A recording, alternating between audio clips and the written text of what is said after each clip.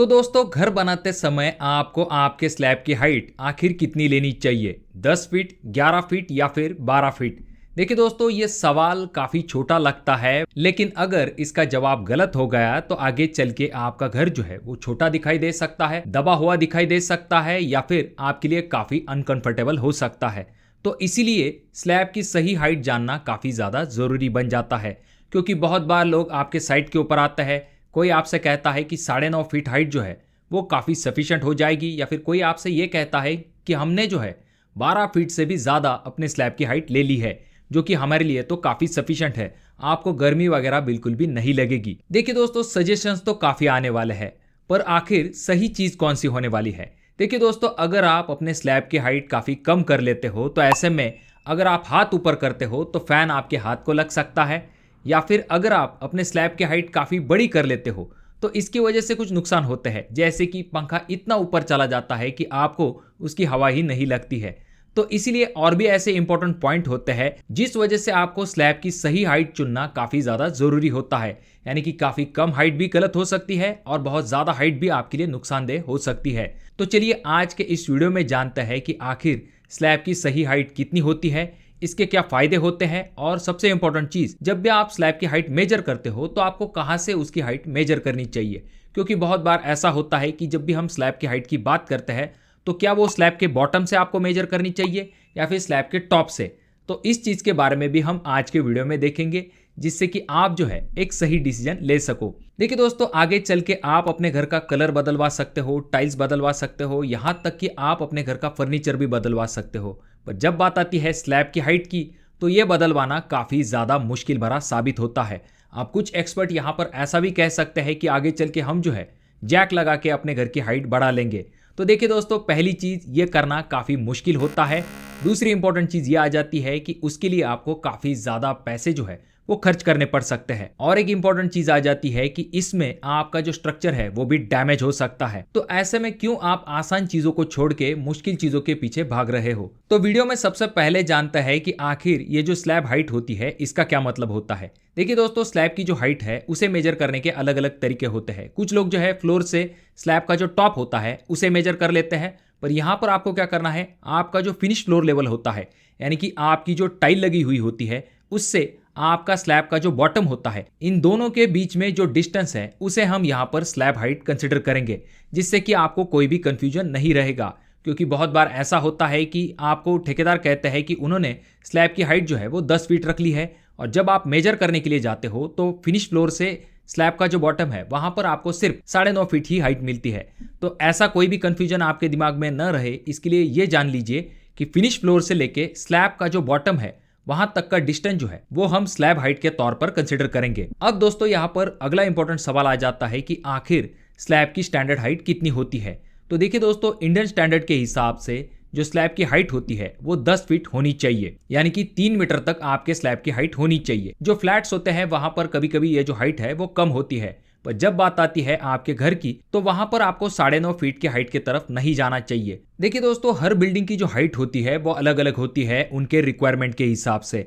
जैसे कि आपने देखा होगा, अगर कोई वेयर हाउस है या फिर कोई वेडिंग हॉल है या फिर कोई जिम है तो वहां पर हाइट जो है वो काफी ज्यादा होती है। अब ये जो घर की हाइट है इनमें भी आपको अलग अलग ऑप्शंस मिल जाते हैं, जैसे कि आप ये जो हाइट है ये 10 फीट रख सकते हो, 11 फीट रख सकते हो, यहां तक कि कुछ लोग जो है वो 12 फीट तक भी अपने स्लैब की हाइट रख लेते हैं। अब दोस्तों, ये जो अलग अलग स्लैब हाइट होती है इनमें से सबसे पहला ऑप्शन आ जाता है जो कि है 9.5 फीट। देखिए दोस्तों, 9.5 फीट स्लैब हाइट जो है वो एक वक्त फ्लैट तक तो ठीक है, पर जब बात आती है रेगुलर घरों की तो यहाँ पर आप जो है इस 9.5 फीट हाइट को अवॉइड कर सकते हो। इसके कुछ नुकसान होते हैं, जैसे कि सबसे पहली चीज तो ये आ जाती है कि स्लैब की हाइट कम होने की वजह से आपको ज्यादा गर्मी लग सकती है। उसके बाद में आपके जो बड़े कमरे होते हैं वो थोड़े से दबे दबे से दिखाई देते हैं। उसके बाद अगला इंपॉर्टेंट पॉइंट ये आ जाता है कि जब भी आप सीलिंग के नीचे फॉल सीलिंग करवाते हो तो आपकी ये जो स्लैब की हाइट है वो और भी कम दिखाई देने लगती है। तो देखिए दोस्तों, कुछ पैसे बचाने के चक्कर में आपको इस ऑप्शन की तरफ नहीं जाना चाहिए, और अगर आगे चल के आपको फ्लोरिंग की हाइट उठानी है तो ऐसे में आपको स्लैब और जो फ्लोरिंग है इन दोनों के बीच में आपको कम डिस्टेंस मिलेगा। तो इसीलिए आप लॉन्ग टर्म के हिसाब से अगर देखते हैं तो आपको 9.5 फीट स्लैब हाइट जो है उसे अवॉइड करना चाहिए। अब अगर हम बात करते हैं नेक्स्ट ऑप्शन के बारे में, जो कि है 10 फीट हाइट, यानी कि 3 मीटर हाइट। देखिए दोस्तों, जैसे कि मैंने आपको वीडियो के शुरुआत में ही कहा था कि ये एक स्टैंडर्ड हाइट होती है स्लैब के हिसाब से। अगर आप 10 फीट अपने स्लैब की हाइट रखते हो और आपके रेगुलर रूम है तो वहां पर आपको कोई भी दिक्कत नहीं होगी। आपको फैन की हवा जो है वो भी आराम के साथ लग सकती है। उसके बाद अगर आप फॉल सीलिंग भी करवाते हो तब भी आपके स्लैब का जो लुक है वो इतना ज्यादा दबा हुआ दिखाई नहीं देगा। रूम के साइज जो है वो भी अच्छे दिखाई देंगे। पर यहाँ पर आपको ये ध्यान में रखना है कि ये जो 10 फीट हाइट है या आपके फर्श से लेके आपके सीलिंग तक यानी कि स्लैब के बॉटम तक होनी चाहिए। ये जो 10 फीट स्लैब हाइट होती है इसकी वजह से आपका जो कंस्ट्रक्शन कॉस्ट है वो भी सेव रहने में मदद मिलती है, अच्छा खासा वेंटिलेशन मिल जाता है। और अगर आप फ्यूचर में कोई रिनोवेशन करते हो, जैसे कि आप फ्लोरिंग हाइट को भी बढ़ाते हो, तो आपको मार्जिन जो है वो 6 इंच तक मिल जाता है। तो इसीलिए 10 फीट हाइट जो है वो एक कंफर्टेबल हाइट आप स्लैब की मान के चल सकते हो। अब दोस्तों अगर हम बात करते हैं नेक्स्ट ऑप्शन के बारे में जो कि है 11 फीट हाइट। देखिए दोस्तों, 11 फीट हाइट जो है वो वहां पर सबसे कंफर्टेबल हो सकती है जिन एरिया में काफी ज्यादा गर्मी होती है। ऐसी जगह पर ये एक अच्छा ऑप्शन हो सकता है। उसके बाद अगर आप फॉल सीलिंग भी करवाते हो तब भी आपकी जो स्लैब की हाइट है वो कम नहीं होगी। अगर आपके रूम का साइज काफी ज्यादा बड़ा है, खास करके आपके लिविंग रूम, तो वहां पर आपके रूम जो है वो भी काफी ज्यादा स्पेशियस दिखाई देंगे। तो इसीलिए 11 फीट हाइट जो है वो एक डेफिनेटली बेस्ट ऑप्शन हो सकता है। देखिए दोस्तों, जब भी आप 11 फीट हाइट रखते हो तो इसके कुछ और भी फायदे आ जाते हैं। अगर आप फ्यूचर रिनोवेशन करते हो तब भी आपको अच्छा खासा मार्जिन मिल जाता है। रूम जो है काफी खुला खुला सा लगता है। अब देखिए दोस्तों, यहाँ पर और एक ऑप्शन आ जाता है जिसके बारे में बहुत सारे लोग बात नहीं करते हैं। वो है 10.5 फीट हाइट के रिलेटेड, जिसमें कि स्लैब का टॉप 10 फीट होता है और नीचे के तरफ यानी कि फ्लोर से लेके आपके स्लैब के बॉटम तक आपको 10.5 फीट हाइट मिलती है। यानी कि अगर आप फॉल सीलिंग वगैरह भी करवा लेते हो तब भी आपको रूम के अंदर अंदर 10 फीट हाइट जो है वो आराम के साथ मिल जाती है। तो ये भी एक अच्छा ऑप्शन है, आप इसके बारे में भी जरूर सोच सकते हो। देखिए दोस्तों, अब अगर हम बात करते हैं 12 फीट हाइट के बारे में, क्योंकि बहुत सारे लोग ये सोचते हैं कि जितनी ज्यादा हाइट होगी उतना ही घर अच्छा दिखाई देगा, लेकिन हमेशा ये बात सच नहीं होती है। हाइट ज्यादा होने के कारण आपको घर के अंदर गर्मी भी जल्दी नहीं लगती है। आपका घर अगर बड़ा है यानी कि आपका लिविंग रूम बड़ा है तो वहां पर यह चीज काफी शानदार दिखाई देती है। अगर आप लग्जरियस इंटीरियर करवाने वाले हो तब भी ये चीज वहां पर काफी अच्छे तरीके से सूट हो जाएगी।